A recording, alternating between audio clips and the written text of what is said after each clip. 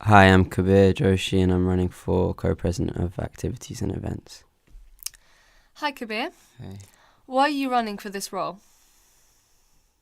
I thought long and hard about why, if I wanted to be in the union for a third year. I've been in the union for 2 years before as a BME Black Student Officer, and I thought hard about whether I wanted to continue that job and make that a full-time role.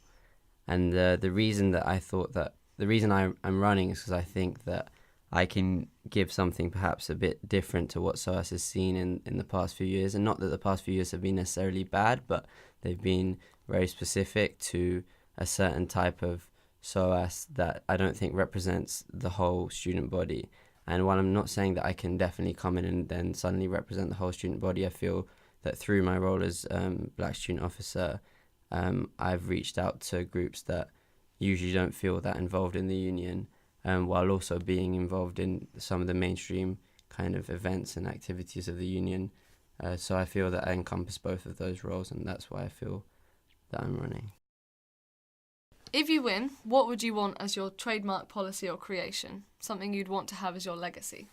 Basically, I think one of the things that inhibits our ability to fully function as a union in terms of activities and events is the space we're allocated right now by the university.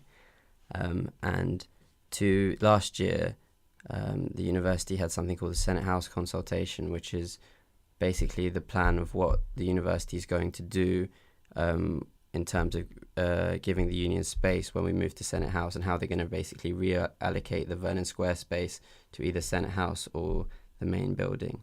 So there was one option to get an entertainment hub in Senate House. This would be kind of a smallish room, like 150 to 200 people, where you could have live bands, live gigs, etc., etc. But more importantly, I think, is how we extend our space within the main building. And I think that we need to lobby as a student union for that guarantee, so we can have a bigger space and so we can have more autonomy over our space. And why are you the best candidate for the role? Because I have the most experience in working in the union. I've worked in it for 2 years, as I've said, and it's not been an easy job working in the union. It's been a steep learning process. First year when I was working in the union, I was Black Student Officer, and I thought that it was more about, okay, I was elected because people like my ideas, and yes, that's true in a sense, but actually it's for you to facilitate their ideas, and that's what I've kind of grown into the role this year more and more. What do you think the current activities and events officer has done well, and what could they have improved on? In a personal capacity, he's reached out to me whenever I've needed help, and he's been very supportive of me, so I can't fault him on that level. What he's done badly is, I think, sometimes coordination of events could have been a lot better. In terms of, I think last term there was a week where there were 4 parties all in the same week. What is something that you can't do and something that you won't do? Something I can't do is represent everyone, and make a kind of unified community. I can try and do that, but this idea that unity comes up every year, like, oh, we need to have a more unified SOAS, etc., etc. But essentially, that's not the point. If we had a completely unified student body of 5,000 people, it would be a weird cult. You know what I mean? Like, we need to kind of find our crossover aims and then see where they overlap and see where we can collaborate. But being totally unified isn't going to happen, and it's kind of silly to say that it should happen, because it would be boring if it were all the same.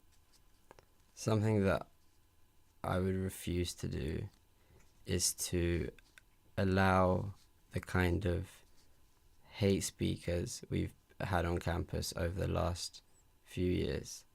There was a recent incident, which isn't the first time, it's what happens every year. There's a recent incident which I will want to go on record now and apologise for not doing anything about. But there's been incidents in the past where I have spoken out against people from far-right groups coming onto campus, and I think we need to put a stop to that, because if these people were white and expressing these views, we would have no problem, and rightly so, saying you can't come onto our campuses. And these people have abhorrent views, and not just on, say, homosexuals and women, which is bad enough, but also just internally within their own communities, they're very diversive. And I think we need to be, a bit smarter about the way we handle those kind of people, and with the most recent incident, it was like, oh, they're speaking on a different issue. Well, if they're speaking on a different issue, surely you can find someone else that can speak about Islamic finance that hasn't said, the abhorrent things he said about FGM and homosexuals before that. So that's something I would refuse to do. Speaking of sports, you say you're looking for a sponsorship for teams and things like Beyond Borders. Where do you plan on getting sponsors from?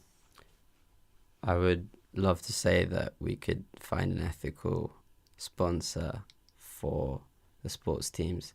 I haven't looked yet, admittedly, but I'd find that it would be hard. I think it would be quite hard to get an ethical sponsor, although we haven't even managed to get a corporate sponsor for the last 2 years, except for the rugby team. I don't know what the reason is behind that. I know other universities have deals with, say, corporate law firms and criminal law firms.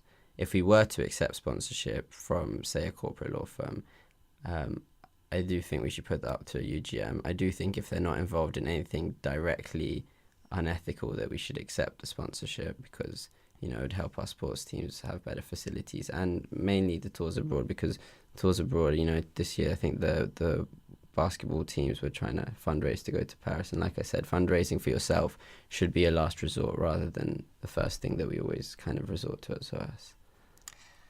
Okay, thank you very much. Thank you.